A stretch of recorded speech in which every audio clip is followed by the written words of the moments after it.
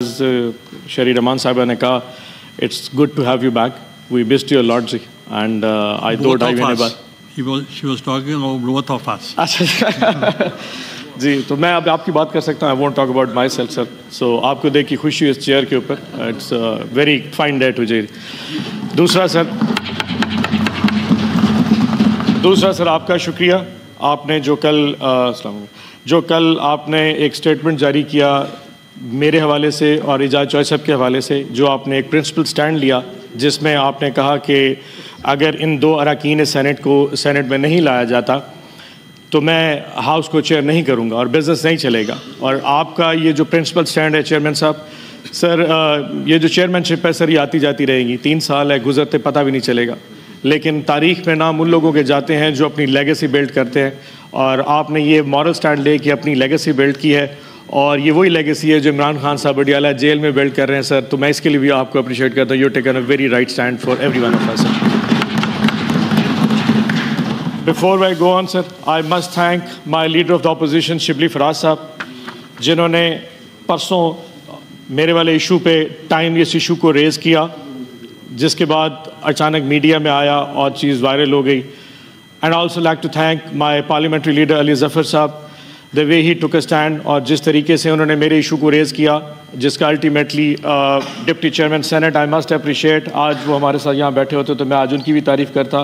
انہوں نے جو میرے حوالے سے حکم صادر کیا اعظم تارڑ صاحب کو, اینڈ دا وے اعظم تارڑ صاحب نے جو کیا میرے حوالے سے جو اسٹینڈ لیا, جس کے بعد تھوڑی سی میرے پہ سختیاں اور زیادتیاں تھوڑی سی کم ہونی شروع ہو گئی تھیں. I am sure I am also thankful to Azam Tarad Sahab as well taking a stand, and the whole house, everyone, جو اتنے سارے میرے سینیٹرز بیٹھے ہیں, میں آپ سب کا تمام دل سے شکریہ ادا کرتا ہوں.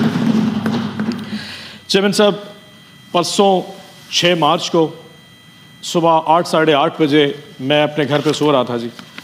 اپیرنٹلی اس دن سینٹ کا سیشن تھا. رات کو 10 ساڑھے 10 بجے آرڈر پاس ہوا کہ جی صبح موسٹ لائکلی 11 بجے سیشن ہے, کیونکہ رات رمضان کا ٹائم ہے جی. تو رات کو آلریڈی ایک کمٹمنٹس پلان تھی جمعرات والے دن کے لیے. سو میں نے لیٹر لکھ دیا سینٹ سیکریٹریٹ کو کہ میرا ایجنڈا نمبر 14 تھا اس دن, کہ جی آپ اس کو ڈیفر کر دیں for the next day, and میں شاید نہ آ سکوں. فارچونیٹ اور انفارچونیٹ, شاید اگر میں سیشن اٹینڈ کر لیتا تو شاید واقع نہ ہوتا اور یہاں بیٹھا ہوتا, اور شاید پرابلی آپ نہ بیٹھے ہوتے. بٹ اٹ ہیپنڈ کہ میں اس دن گھر تھا سر. صبح 8:30 بجے سر کوئی 20 کے قریب لوگ سر میرے گھر آئے. میرا سر پہلے انہوں نے فرنٹ کا دروازہ توڑا جی, اس کے بعد سارے نوکروں کو باندھ کے سائڈ پہ رکھ دیا جی, باندھ کے پرے پھینک دیا. اور یہ آپریشن جوائنٹ آپریشن تھا, یعنی کہ میری جو فیکٹری اور جو میرا دفتر ہے وہاں پہ بھی کوئی 20-25 لوگ گئے, کہ ان کو شک تھا شاید نماز ہو رہا ہوں گا, اور 20-25 لوگ ادھر آئے اور اندر آ کے جو فرنٹ گیٹ ہے جی اس کو دھکے مارے, اور پھر سائڈ والا جو دروازہ تھا اس کو شیشہ توڑ کے پھر انٹر ہو گئے جی. اندر آئے جی, تو جہاں میرا بیڈ روم ہے, میں اپنی میسز کے ساتھ آبویسلی کمرے میں سو رہا تھا, تو دروازے کو اتنا زور سے ہوا کہ دروازے کا لاک ٹوٹ گیا, اینڈ دے جسٹ انٹرڈ. اور آتے ساتھ ہی جی I was grabbed from my collar جی, اور مجھے اٹھا کے اور گھسیٹتے ہوئے باہر لے گئے جی. چلے سر ہو گیا. جب میں گاڑی میں بٹھایا گیا تو مجھ سے میرے موبائل فون مانگے گئے. موبائل فون آبویسلی میرے پاس نہیں تھے. فارچونیٹلی میں نے موبائل فون رات کو ایسی جگہ پہ رکھے تھے جہاں پہ مجھے خود بھی یاد نہیں رہے کہ وہ کس جگہ پہ تھے. تو اس کے بعد پھر جی میرے بیٹے کو پکڑ کے لایا گیا جی, کہ جی وہ 16 سال کا میرا بیٹا, اس کو لایا گیا کہ موبائل فون بتا ہوا تھا, یہ بھی ساتھ جائے گا. چلے سر, سم ہاؤ ان کو شاید رحم آ گیا, تو انہوں نے میرے ملازمے کی موبائل اٹھا لی اور میرے بیٹے کو جانے دیا. اس کے بعد سر کے اوپر سر ماسک تھا بلیک کلر کا. سو مجھے نہیں پتا 2-2.5 گھنٹے میں کدھر سفر کرتا رہا. آخر رات کے ٹائم کو 7-8 بجے قریب سر کسی عدالت میں پیش کیا گیا. مجھے نہیں اندازہ میں کون سے ضلع میں کہاں تھا. جب میں جج کے سامنے پیش ہوا, جج صاحب کے سامنے, تو جج صاحب نے پوچھا کہ آپ کو پتہ ہے آپ پہ کیس کیا ہے. تو میرا سوال تھا سر مجھے یہ بتایا میں ہوں کس جگہ پہ. تو انہوں نے کہا جی تم تحصیل جزمان کی, بہاولپور ڈسٹرکٹ کی تحصیل جزمان کی عدالت میں ہو. میں کہ جی سر مجھے بتایا جائے کہ میرا FIR کیا ہے. تو انہوں نے کہا کہ آپ نے 5 عدد ہرن چنکارے مارے ہیں اور وہ غیر قانونی تھے, تو وائلڈ لائف نے آپ کے خلاف کیا ہے, اس لیے آپ کو پکڑ کے لایا گیا. تو مجھ سے انہوں نے پوچھا کہ جی آپ کو کہاں سے اٹھایا گیا. تو میں نے کہا جی ملتان سے. تو وہ پولیس والا ساتھ تھا, تو اس نے کہا جی ان سے پوچھا کہ تم نے کہاں سے گرفتار. اس نے کہا جی میں نے بہاولپور کی فلانی گلی سے اس کو گرفتار کیا. تو جج صاحب نے کہا پہلے صلاح کر لو کہ آپ گرفتار کہاں سے ہوئے. میں نے کہا سر یہ جو کہہ رہا ہے اس کی بات سن لیں, میری بھی سن لیں, باقی تو آپ کا. تو خیر اینی وے اس کے بعد جج صاحب نے آرڈر کر دیا, 1 دن کا جوڈیشل ریمانڈ دے دیا. جب میں تھانے میں گیا تو مجھے پتہ لگا یہ وہ تھانہ ہے سر جہاں پہ کسی زمانے میں فواد چودھری صاحب کے اوپر مسجد کی ٹوٹیاں چوری کرنے کا پرچہ کاٹا گیا تھا. یہ وہی تھانہ ہے جہاں پہ شہریار افریدی کے اوپر گندم چوری کرنے کا پرچہ کاٹا گیا. تو جب میں نے اپنا پرچہ دیکھا کہ جی میرے اوپر 5 چکارہ مارنے کا الزام ہے, تو میں نے اللہ کا شکر ادا کیا کہ چلو عزت دار پرچہ تو ہے جی کم از کم, اور کچھ نہ ہو جی.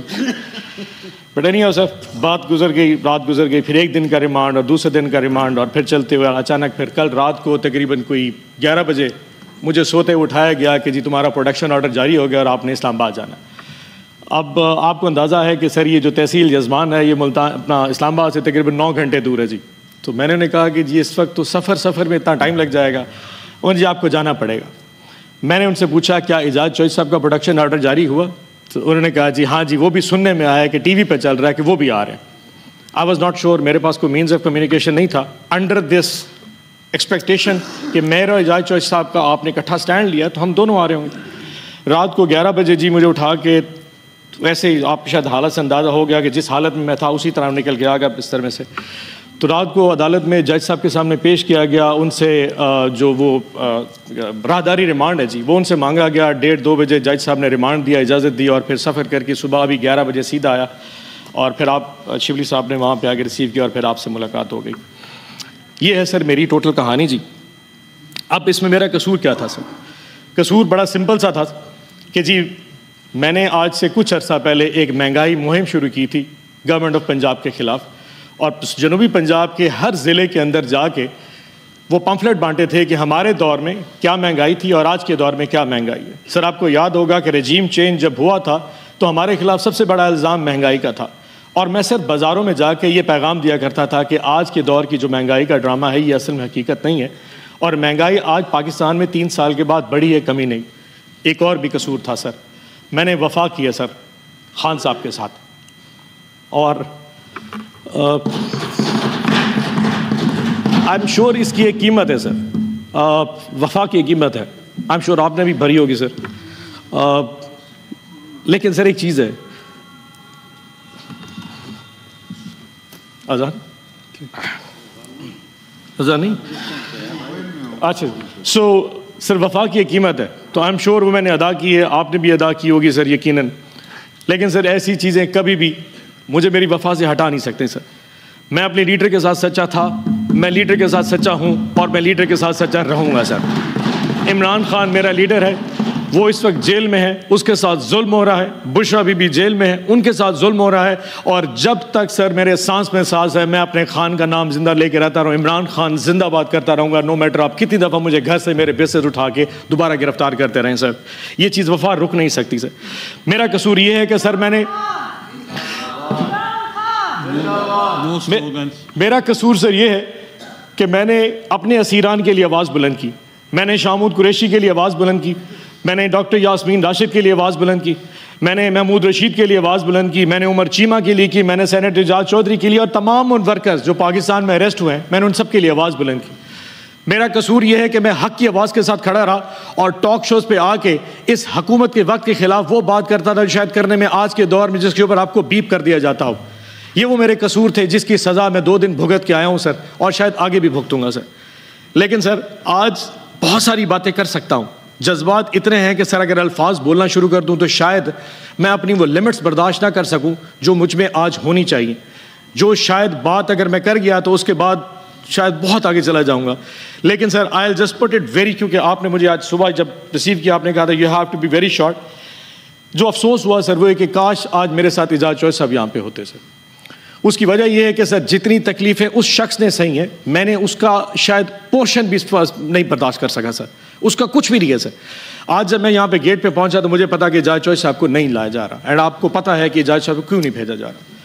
جس طاقت نے شاید آپ کو راضی کرنے کے لیے, کہ ان کو پتا تھا کہ آج اگر مجھے یہاں پہ نہیں لایا جائے تو گیلانی صاحب چیئر نہیں کریں گے, تو صرف آپ کو راضی کرنے کے لیے میرے پروڈکشن پر ایگزیکیوٹ کر دیا اور اعجاز چودھری کو نہیں لایا. اس کی وجہ سمپل یہ ہے کہ صرف آج آپ کے چیئر کر سکے تاکہ جو امپریشن جا رہا ہے کہ فیڈرل گورنمنٹ اور آپ کے درمیان ایک قسم کی بیڈ ٹیسٹ کا وہ ختم کیا جا سکے. سو جب میں یہاں پہ آیا مجھے بتایا گیا اعجاز چودھری صاحب نہیں ہے, that was some thing very bad.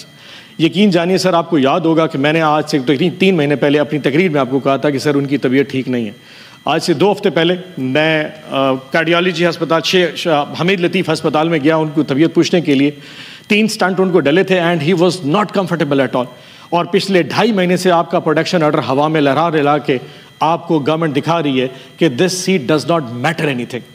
Us seat کی, اس ایوان کی, ان سینیٹرز کی کوئی عزت, کوئی وقت نہیں ہے اگر یہاں پہ ریاست اور گورنمنٹ کچھ کرنے پہ آ جائے. سر یہ ہمیں ہماری اوقات دکھائی جا رہی ہے. سو آج جتنی مجھے خوشی ہے کہ آپ لوگوں نے مجھے بلایا, اس سے زیادہ دکھ مجھے اسی وجہ آج سر موجود نہیں ہے.